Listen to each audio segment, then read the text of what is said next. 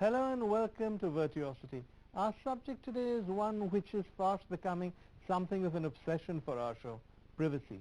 How do we protect our privacy in the age of the internet?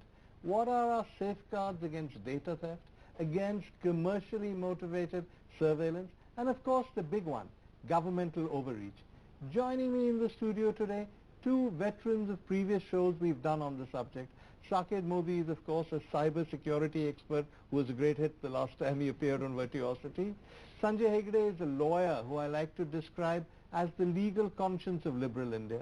And making his first appearance on Virtuosity, Rahul Mathan, one of India's top technology lawyers and author of a brilliant white paper on exactly this subject.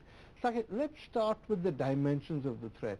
How great is the threat to our privacy in the age of the internet? Some people call internet and privacy as terms which are absolutely opposite to each other. Okay. I'll explain what that means technically. I think internet came at a time where you don't have the concept of boundaries, because literally within 5 seconds I can cross between 5 continents and then contact you. Yeah. And it doesn't matter who you are, you'll not be able to trace me. And at that time when hacks happen, motivated by criminals which are, either individuals or groups or even governments these days. We've seen instances of governments trying to hack into private companies, North Korea hacking into Sony, Russia trying to hack into different companies in private. These are clear examples. There are new trends that are coming up in the underground. There's a new trend called hacker as a service. There's the entire clan of software as a service, infrastructure as a service that we know about. Hacker as a service is very interesting. What it does is you go and log on to the forum of the hacker who's giving the hacker as a service. You just have to provide 3 inputs, which is the email ID of the target, the Twitter handle of the target, or the Facebook handle of the target. All 3 of them, when you provide that, typically within 5 to 7 days, the hacker comes back to you with screenshots of the inbox or the Facebook Messenger of that particular victim. Only once you are convinced that this is really the person who I wanted to hack into, he goes to the point where he asks you for money. Think of it like cash on delivery. Once you see the product, only then you're actually paying for it. So once that happens, you get a feedback form asking whether the service was nice and would you like to continue that or not. So this How is much like does this cost? Anywhere between $300 to $600 per target. That's it. So for $300, an anonymous hacker can come and access all my data, do what he wants with my internet, with my Twitter, with my email. Is that what you're saying? That's what's happening in the underground, absolutely. Right. So that's one aspect of it, which is people coming with malign purposes. But a lot of the violation of what I would call violation of privacy happens all the time anyhow, isn't it? Large corporations looking at your data and trying to mine it for commercial purposes? So look, data today is the new currency. The white paper posits that you should be accountable for the harm that you cause to people as a result of your use of data. And there are basically 3 or 4 types of harm. Give me an example, yeah. What do you consider harm? 3 or 4 types of harm. I think the first is probably financial harm, and that is anything which causes something which is quantifiable into harm. Okay. So, if I take money out of your account, or if I attack your reputation so you can't get a loan. The second is a little more difficult to analyze, and that's reputational harm. And as a result of reputational harm, you may not get a job. You may not... or if somebody tampers my credit history or whatever, that makes me exactly. You will not be able to... Yeah. You become unemployable. The third is much more insidious, and that is the harm that is caused, particularly by large corporations, to your choices. Because they know your browsing history, they know your likes, your dislikes, they know the videos that you click on, they can then create a profile of you. And when they can create a profile of you, they can serve you information which they think you will like, put you into a filter bubble, and continuously reinforce that filter bubble by sending you more things that you like. They can do this just with algorithms, right? With just technology. They only do it with algorithms. They don't, you don't offer any information. They look at the way in which you browse. They look at the things that you like. They look at the things that the friends who you appreciate like. And they build some fairly accurate profiles of you. And those, some people even say that these companies know you better than you know yourself. Well, this was used very recently in the US elections. The Trump campaign had the entire demographic profiles of most people in the US. As Rahul put it, they put you in a particular information bubble. They knew you better than yourself or your spouse knew. and they knew exactly what buttons to press with you.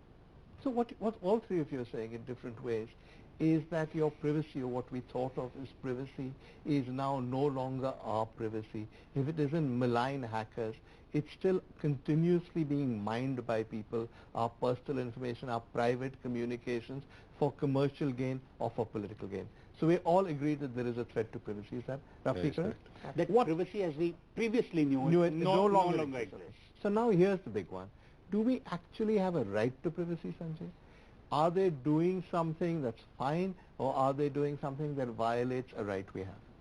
I would hold that so long as we wear clothes, we do have a right to privacy. At least to that extent, we are private from the rest of the world. Now, I give you a very basic example precisely for that reason. We have a right to present ourselves to the world the way we want to. Now, anything that interferes with that right is a breach of privacy. The question is, how far can that breach be allowed?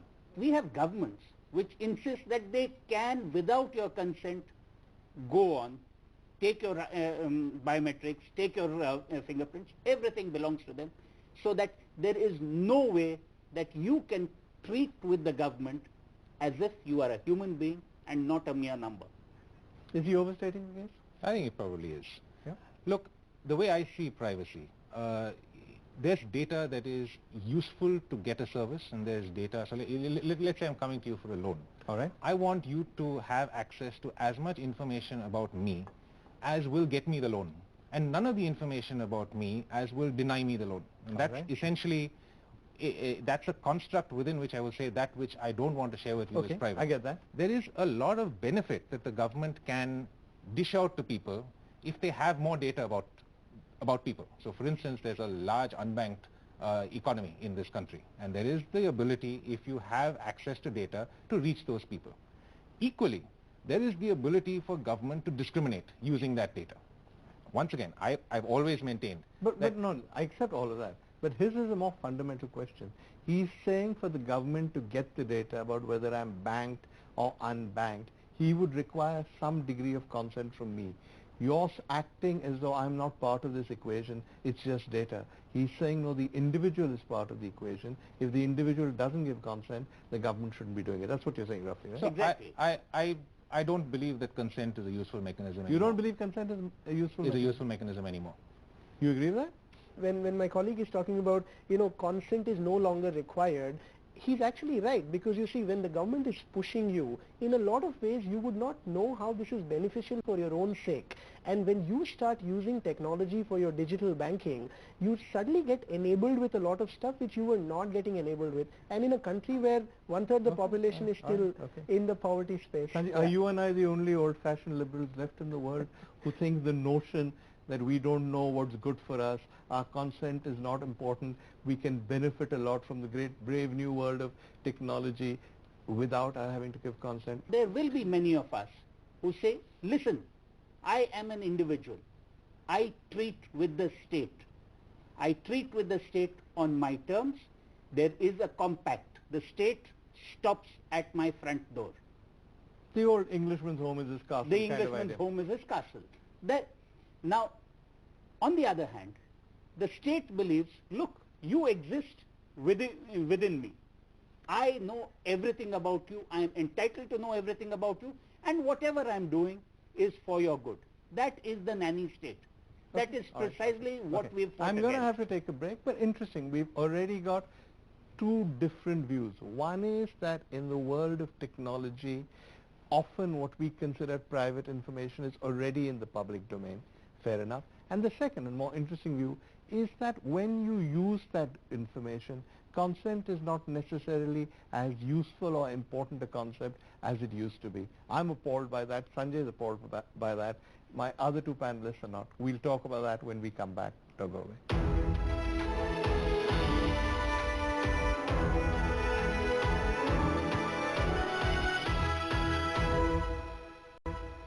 Welcome back to Virtuosity. We are discussing privacy in the age of the internet and, of course, in the age of Aadhar. Rahul Martin, we ended with you saying that consent was no longer a useful concept. Sanjay looked appalled, I looked appalled. Explain yourself. The volume of data that is collected today is so vast that it is physically impossible for us to actually get informed consent for everything that we collect. So I've got three reasons why I'm going to say that consent is less meaningful today. First is sheer volume. You've got a vast amount of volume, and so we have reached what we call consent fatigue. Today you sign up to so many apps and you just say, I agree. I don't think any one of us, even me as a lawyer, has read all the privacy policies that we sign up to. Right. So is that informed consent? Because we've signed up without even reading what it is that we've signed up to. Okay. Second is, and actually there are four, we're in a world of diminished consent, and that's because you and I want to be on WhatsApp or on Facebook. Why do we want to be there? Because all our friends are there. And so even if there's something in the privacy policy which I don't like, I will sign up to it because there is the fear of missing out. Okay. The third thing is databases today are hugely interlinked. They're designed to be interlinked with each other because they give us greater value when they're interlinked. So you signed up to a privacy policy for one and for another, and you, even if you did read it, you may have come to some conclusion about the two, but you can in no way understand the implications of those two databases being interlinked. Agreed. And the final one, which is the most dangerous, is machine learning. So today, machine learning algorithms can collect data or run your data through the algorithms and make links and trends and profiles about you, as we discussed in the earlier segment, that even you would not know existed. Now, in that context, machine learning algorithms actually pick up non-personal information about you, and there can be a number of non-personal details, and form a very accurate profile of you. You are not required to get consent when it is non-personal information, if it's just sort of random information that you're picking up. So if in a world where data is being picked up about me, I don't even need to give consent for that data, and still personal information or very sensitive profiles are built around me, how is consent meaningful in this world? So your point is not that you're opposed to the principle of people giving consent. You're saying technology has made it less and less relevant. Exactly. Is that fair? That is the point. Would that make you happier, Sanjay? It doesn't make me happier. I'm aware of the fact that irrespective of my consent, a lot of things happen. But that doesn't mean that consent is any the less meaningful. Okay. And particularly when it comes against the government. I'm going to come to that. You agree with that? I mean, consent is more and more irrelevant in an age of technology, but the individual's right to his own information is still a right that's worth preserving. Yes, but then... I mean, there's a tension between the two approaches, but we can't totally treat the individual as just one little piece in an algorithm, can we? So that's where the definition... We can. You're quite happy doing that. All right, go on. Techie is always happy. Yeah, you're happy to do that, yeah. Yeah, but the fact is this, that this depends on the definition of how do you define the identity. For example, 10 years back, the perimeter of a company used to be defined as how many endpoints you have, how many systems you have. Today that idea has completely disappeared. Now you have something called bring your own devices. And because of BYOD, it's impossible to define the perimeter based on actual devices. All right. You have persons. So I have Saket who works for me, which probably has these 3 devices synced with my Active Directory and with my mobile device management system, and it's really the identity that is being managed out there, and that becomes the boundary of an organization. So I'm trying to say that the meaning of identity is actually changing in a very big way of how you perceived individual identities on the physical side. Okay, that's a deep point. That's a deep point, but I can see that's a real point. So that's the reason it's changing. Okay. So you're both approaching things from a different way. He's saying the sense of consent is changing with technology. You're saying even the sense of what is mine is changing because identity is changing. Yeah. Sanjay, your concern with all of this is that by using technology, the government is infringing on individual freedom and privacy, right? Absolutely. Explain that. Because what exactly is a government? A government is something that I elect. Yeah. The government is not my master. I think that much we'll all agree on. Go on. But unfortunately, what happens is when the government assumes that it can take my consent for granted, irrespective of whether I give it or not, or if I do not give it, that it can force me to give consent, then the entire construct, the political construct that we have worked over thousands of years, right from Greek civilization downwards, or from our ancient democracies downwards. Okay. That entire logic of the citizen being in a compact or a contract with the government, that disappears. All right. So let me take you. I know I want to argue this one. Let me take you down from Aristotle and Greek civilization to what's actually happening on the ground. Obviously, you're going to Aadhar. You're saying that if you don't have Aadhar, the government is denying you things which you think is wrong. Is that fair? That is but part of the objection to okay. Aadhar. All right. So There's a greater objection. I understand the more I understand the more fundamental objection, but we'll leave that to Plato for the time being. The more reasonable one is this: the objection is usually countered by people saying, without Aadhar you can't get so and so, fair enough, but without a passport, which is also voluntary, you can't go abroad. A passport requires biometric information. I don't see you complaining about that. Without a ration card in the old days, you couldn't get things. I don't see you complaining about that. So why has Aadhar become such a red flag for you guys? See, it's not me alone. There are many. You guys. The point is this: when I apply for a passport, there's an element of volition.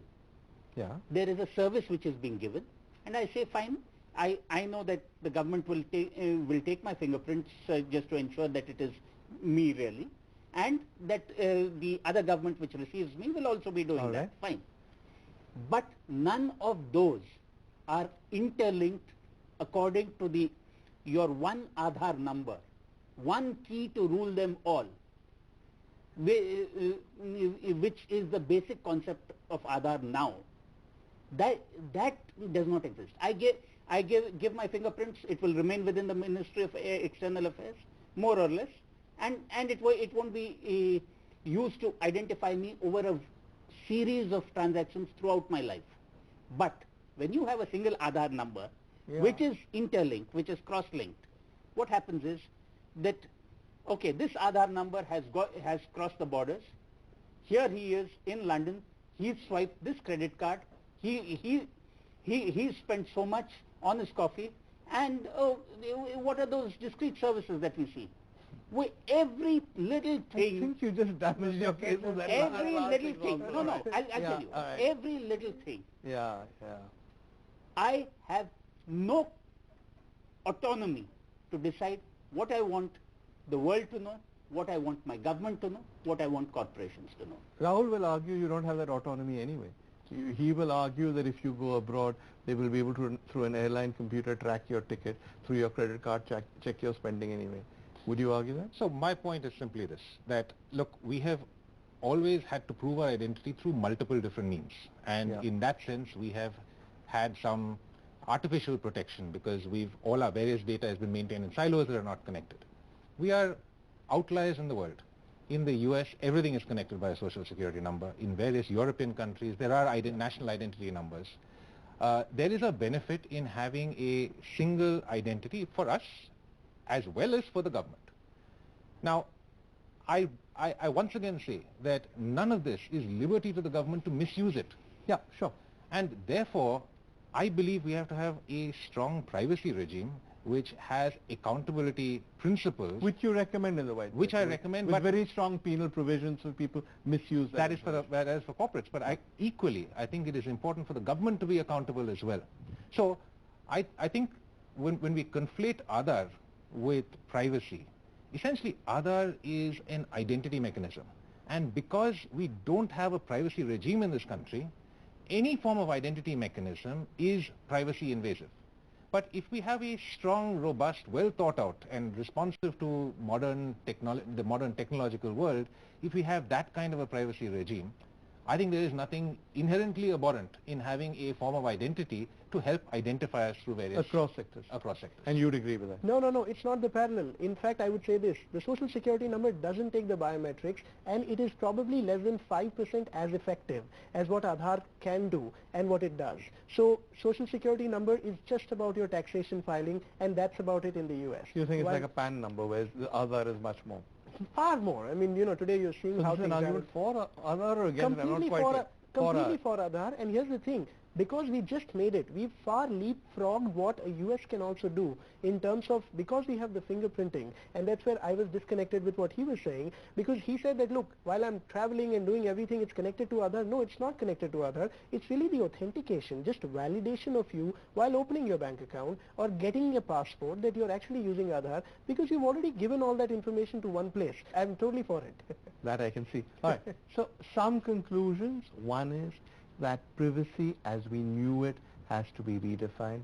Consent as we knew it has to be redefined. But if there's one thing all three of our panelists agree on, it's this. We have no privacy law in this country. We have no privacy regime. Aadhar may or may not be a good thing. But ultimately, if you move into a brave new world where old concepts of consent and privacy are dead, you must have somebody who stands up and says what the laws of the jungle now are. That's what's lacking in India. And we'll do another show and we'll talk about that soon. We'll see you next week. Goodbye.